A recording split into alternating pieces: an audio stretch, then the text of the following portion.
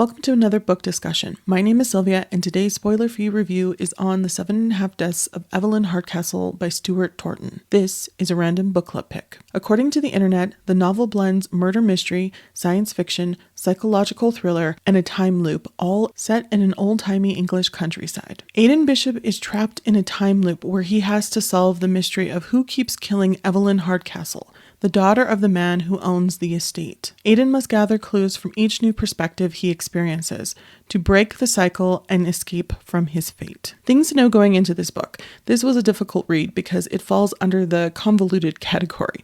There is a lot of information to hold on to, and the cast is large. I would recommend having a physical copy of this book so you can flip back and forth.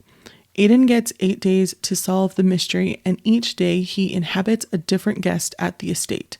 So there is some body jumping. I also recommend taking notes and not reading this if you are prone to putting books down and trying to pick them up later. This is not an easy, straightforward read. I still absolutely would recommend this book. Pros. There was a lot of new elements added to the time loop fiction genre in this book.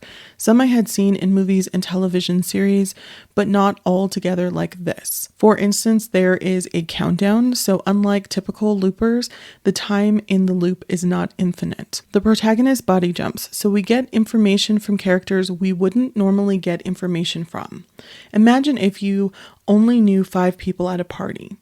You're only going to get those 5 perspectives. But if you can body jump, you get the perspective of the 5 people that person knows, and so forth and so forth. I would consider this book to be a good old-fashioned whodunit by Agatha Christie meets Groundhog's Day. Cons. Unfortunately, some of the pros are the cons. The body jumping made it difficult to get used to the main character, Aidan Bishop. There are multiple storylines. I found that 7 were worth mentioning in my spoiler-filled review. There were a lot of clues, information, and names to hold on to, and I would highly recommend reading this book more than once, and I hope that I get the chance later on down the line. I am just really behind in my reading, so I don't have time now, but I think if I read it again, I would really be able to fully appreciate all of the really awesome things that this author did in the book. Despite the cons and putting it under the convoluted category, I loved this book and its themes of revenge and justice and how we can sometimes get them confused was really great. If you read 7.5 Deaths or you thought this was interesting, please check out